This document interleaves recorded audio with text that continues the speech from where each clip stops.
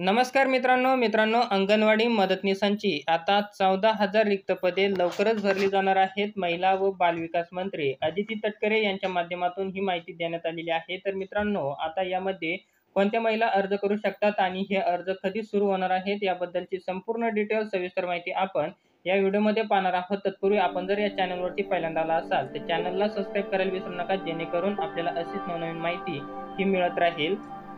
मित्रांनो, आपण येथे पाहू शकता, राज्यातील अंगणवाडी मदतनीसांची 14,690 रिक्त पदे लवकरच भरण्यात येणार आहेत, अशी माहिती महिला व बालविकास मंत्री अदिती तटकरे यांनी दिली आहे। मित्रांनो, एकात्मिक बाल विकास सेवा योजनेअंतर्गत राज्यातील जिल्हा परिषद अंतर्गत ग्रामीण आदिवासी प्रकल्पातील कार्यरत अंगणवाडी केंद्रामध्ये अंगणवाडी मदतनीसांची 13,907 रिक्त पदे आहेत।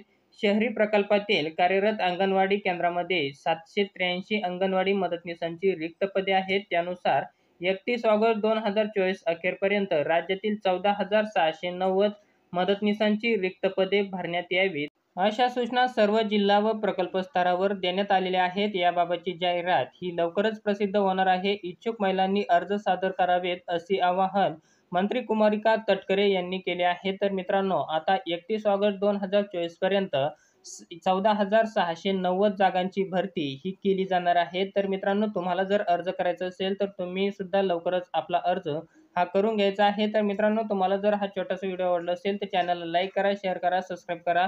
पुन्हा भेटूया अशाच एका नवीन व्हिडिओमध्ये। तोपर्यंत धन्यवाद मित्रांनो। जय हिंद, जय महाराष्ट्र।